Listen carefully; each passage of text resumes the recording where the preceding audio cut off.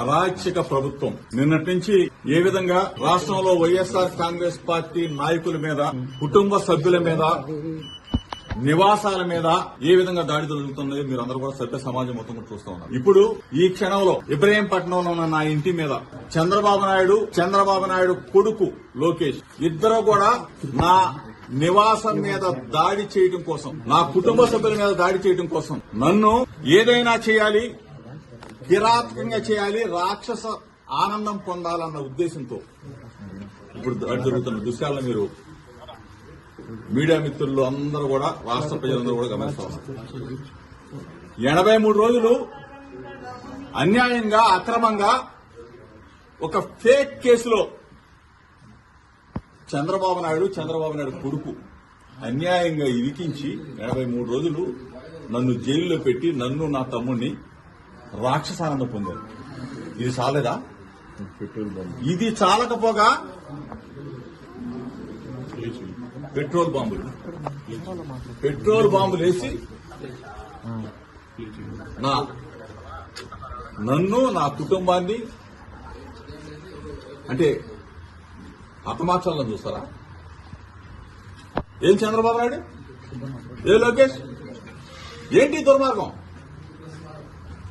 నన్ను అక్రమంగా 83 రోజులు నిర్బంధించింది చాలక, నన్ను, నా తమ్ముడిని, నా కొడుకును కూడా జైల్లో పెట్టింది చాలక, ఒక బలహీన వర్గాలకు సంబంధించిన జోగి రమేష్ ని నన్ను ఇబ్బంది పాలు చేయాలా, నన్ను హతమార్చాలా, నా కుటుంబాన్ని అంటే ఏ స్థాయికి వెళ్ళిపోతా ఉంది?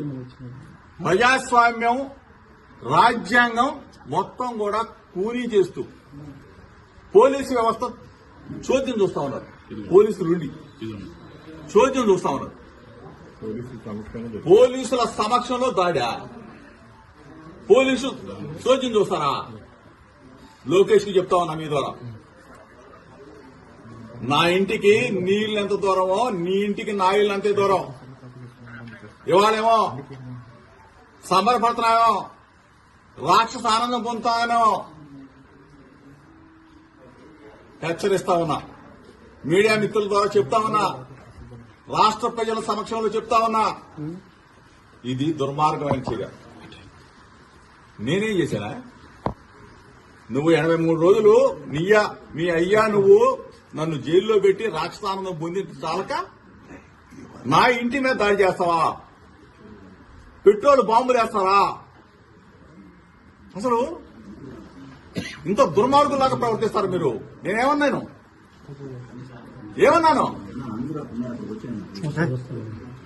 ఈరోజు మీరు చేసిన దుర్మార్గం మేమేదో భయపడతాననుకుంటున్నామో. నువ్వు నీ గోండాలని, నీ రౌడీలని, నీ పిక్ పాకెట్ గాలని, బ్లేడ్ బ్యాచ్ ని, గంజాయి బ్యాచ్ ని విజయవాడ నుంచి, నలుమూల నుంచి నా ఇంటి మీద పంపిస్తావా?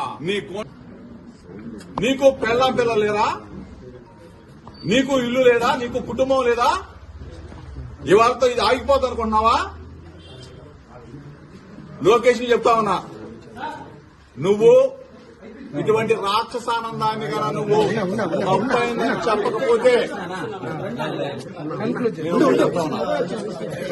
ఇటువంటి పనికి మారిన పిల్ల చేష్టలకి జోగి భయపడ్డావు. చిన్నప్పటి నుంచి రాజకీయాల్లో ఉన్నా నీ పిల్ల చేష్టలకి, నీ వెర్రి చేష్టలకి నీకు నిన్న చెప్పా, ఒళ్ళు తగ్గించుకున్నావు కానీ నీ చిప్పు దొబ్బింది, నీ మెదడు మొత్తం దొబ్బింది. ఏం పనులు రాయి పనికి మానోడా?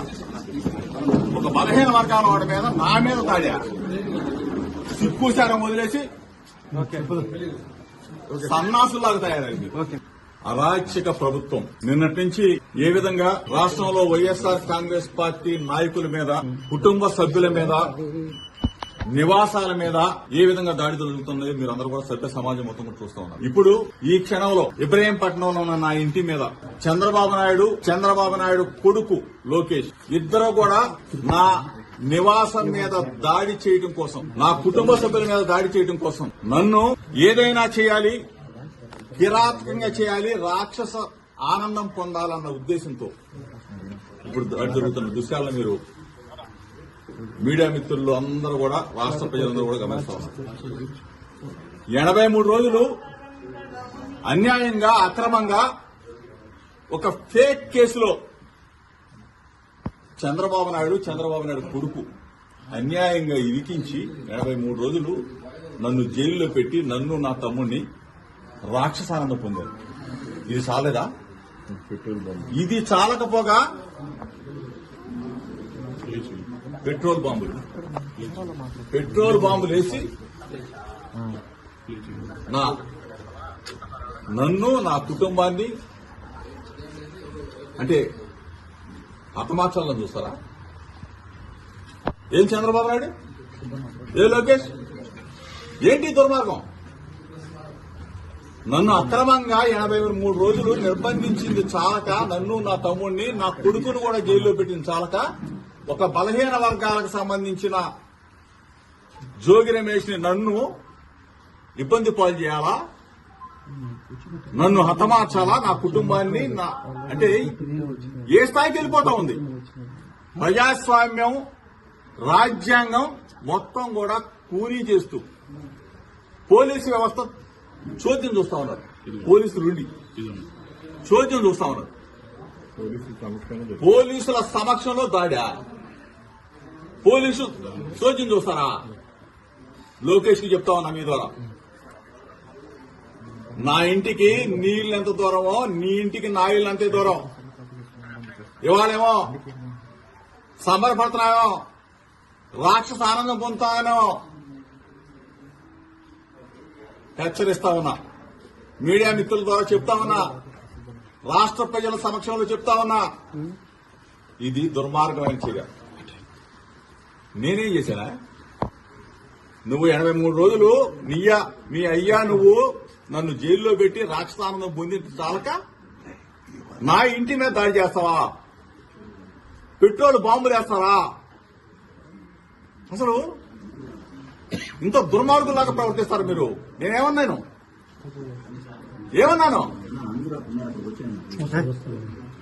ఈరోజు మీరు చేసిన దుర్మార్గం మేమేదో భయపడతాననుకుంటున్నామేమో. చూస్తా, నువ్వు నీ గూండాలని, నీ రౌడీలని, నీ పిక్ పాకెట్ గాలని, బ్లేడ్ బ్యాచ్ ని, గంజాయి బ్యాచ్ ని విజయవాడ నుంచి, నలుమూల నుంచి నా ఇంటి మీద పంపిస్తావా? నీకు పిల్లలు లేరా? నీకు ఇల్లు లేదా? నీకు కుటుంబం లేదా? ఇవాళతో ఇది ఆగిపోతుంది అనుకుంటున్నావా? లోకేష్ ని చెప్తా ఉన్నా, నువ్వు ఇటువంటి రాక్షసానందాన్ని కన్నా నువ్వు తప్పైందని చెప్పకపోతే ఇటువంటి పనికి మారిన పిల్ల చేష్టలకి జోగి భయపడ్డావు. చిన్నప్పటి నుంచి రాజకీయాల్లో ఉన్నా నీ పిల్ల చేష్టలకి, నీ వెర్రి చేష్టలకి నీకు నిన్న చెప్పా, ఒళ్ళు తగ్గించుకున్నావు కానీ నీ చిప్పు దొబ్బింది, నీ మెదడు మొత్తం దొబ్బింది. ఏం పనులు రాయి పనికి మానోడా? ఒక బలహీన వర్గాల వాడి మీద నా మీద తాడా, సిక్కుశారం వదిలేసి సన్నాసులాగా తయారైంది.